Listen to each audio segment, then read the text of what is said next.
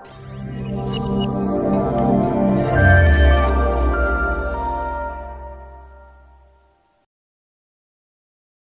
السلام علیکم، میرا نام پروفیسر شگفتہ سعید سیال ہے۔ میں راولپنڈی میڈیکل یونیورسٹی میں شعبہ گائنی کی سربراہ ہوں، اور راولپنڈی کے 3 بڑے ہسپتالوں یعنی ہولی فیملی ہسپتال، بے نظیر بھٹو ہسپتال اور ڈسٹرکٹ ہیڈ کوارٹر ہسپتال کے شعبہ گائنی کی انچارج۔ آج ہم آپ سے کچھ کورونا کی وبا کے بارے میں بات چیت کریں گے، کیونکہ کورونا کی وبا بہت تیزی سے ساری دنیا میں پھیل گئی، اور اچانک ایک عام سی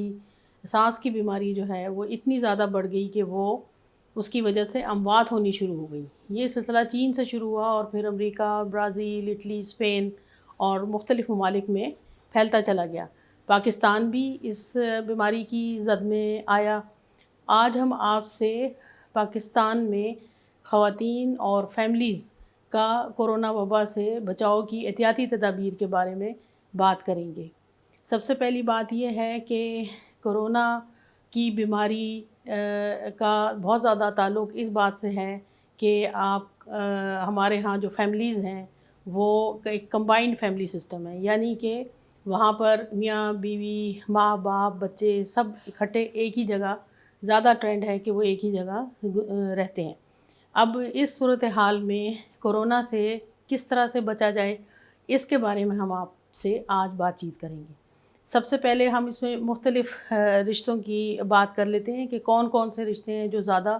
رسک پہ ہیں۔ سب سے پہلے ہم میاں بیوی کے رشتے کو لے لیتے ہیں کہ میاں بیوی کو کورونا کی وبا کے دوران کیا احتیاطی تدابیر کرنی چاہیے۔ اب اس بات پہ ڈیپینڈ کرتا ہے کہ میاں بیوی میں سے کیا کسی کو کورونا یا اس کی علامات تو نہیں۔ اگر اس کے میاں میں یا بیوی میں کورونا کی علامات ہیں تو سب سے پہلے وہ اس کے ٹیسٹ کروائیں گے کہ وہ اس میں پازیٹیو ہیں یا نیگیٹیو ہیں، تاکہ ہمیں اندازہ ہو جائے کہ کیا ان کو آپس کے تعلقات رکھنے چاہیے یا نہیں۔ اگر دونوں کے ٹیسٹ نیگیٹیو ہیں اور میاں بیوی کوارنٹائن میں ہیں تو پھر ان کو وہی احتیاطی تدابیر کرنی ہوں گی جو ہم عام پبلک کو بتاتے ہیں، یعنی کہ ہاتھوں کو بار بار دھونا، 20 سیکنڈ تک دھونا، اور سوشل ڈسٹینسنگ رکھنا، اور ماسک کا استعمال کرنا، اور جنرل گھر کی صفائی کا، تاکہ کوئی اس میں فومائٹس یا دوسری چیزیں اس میں کورونا کے پھیلاؤ کا باعث نہ بنے۔ اور اگر ان میں سے دوسری صورتحال یہ ہوگی کہ میاں یا بیوی میں سے ایک کورونا پازیٹیو ہے اور دوسرا نیگیٹیو ہے، اس میں آئسولیشن کی ضرورت ہوتی ہے۔ اس میں بالکل جتنی دیر کورونا کی وبا کا زور ہے، جتنی دیر تک پیشنٹ کو کورونا کا سمٹمز ہیں، اور جب تک اس کو جس طرح سے ڈاکٹر بتاتے ہیں کہ 10 دن یا 12 دن یا 14 دن، اتنی دیر تک سیپریٹ رہنا ہوتا ہے۔ اور اگر اس وبا کے بارے میں جیسے کہا جا رہا ہے کہ یہ چلتی ہی چلی جائے گی اور خدا نخواستہ یہ آگے کتنے عرصے تک چلتی ہے، تو گھر میں میاں بیوی کے تعلقات میں بتایا جاتا ہے، اور یہی احتیاط بتائی جاتی ہے کہ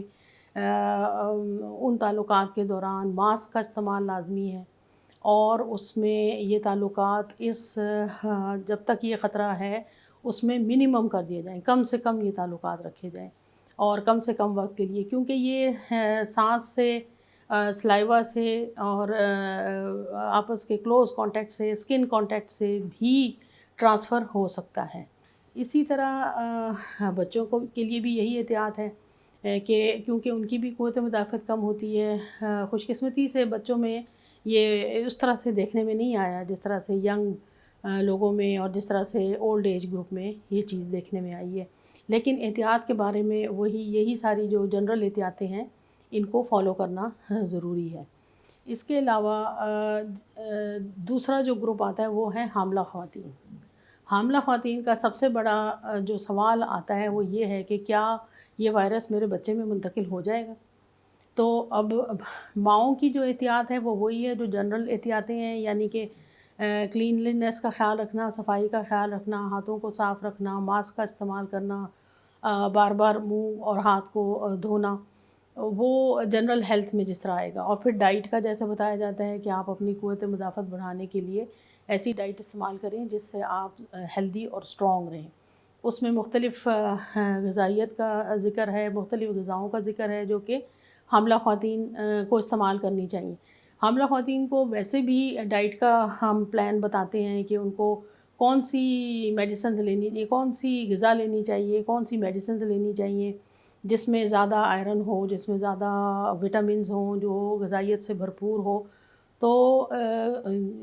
کورونا کی وبا کے دوران مزید اس میں ایڈ کیا جاتا ہے کہ اس میں زیادہ پروٹینز ہوں، تو اس طرح کی غذا سے وہ اپنی قوت مدافعت کو بڑھا سکتی ہیں۔ مدر سے بیبی کو جو ٹرانسمیشن ہوتی ہے وہ کورونا کی نہیں دیکھی گئی، تو اس میں یہ ہے کہ مدر سے بیبی کو ڈائریکٹ جب خاتون حاملہ ہے تو مدر سے بیبی کو ٹرانسمٹ نہیں ہوتا۔ ہاں، جب ڈلیوری ہو جاتی ہے، ڈلیوری کے بعد جب ماں بیبی کو ہاتھ میں لیتی ہے اور اگر اس کو کورونا کی انفیکشن ہے تو وہ بیبی کو ٹرانسمٹ ہو سکتی ہے۔ اس کے بعد آ جاتا ہے کہ والدین کے ساتھ والدین کا اگر کہیں آؤٹ ڈور کام ہے اور انہوں نے گھر میں آ کے بچوں کو ملنا ہے تو پھر اس کے لیے بھی یہی احتیاطیں ہوں گی کہ پہلے وہ اپنے آپ کو واش کریں گے ڈائریکٹ جو مدر اور بیبی یا فادر اینڈ بیبی کا کانٹیکٹ ہے اس کی اجازت نہیں ہے۔ آخر میں یہی آپ سے کہنا چاہوں گی کہ جو احتیاطیں آپ کو بتائی ہیں یہ کوئی مشکل نہیں ہے۔ ہمارے پیارے ہمارے واقعی بہت پیارے ہیں، جتنا ہم ان سے پیار کرتے ہیں اس کا ثبوت یہ ہوگا کہ ہم ان سے ان چیزوں پر کتنا عمل کرتے ہیں۔ اس چیز میں کچھ دوری بھی ہے لیکن یہ دوری آپ کے پیار کی وجہ سے، تو اس لیے اس بات کو اگر آپ سمجھ جاتے ہیں تو آپ اپنے گھر والوں کے ساتھ انہی ہدایات پر عمل کریں۔ انشاءاللہ اللہ تعالی ہمیں اس وبا سے اور ساری بیماریوں سے ہمیں محفوظ رکھے، انشاءاللہ آمین۔ Thank you very much.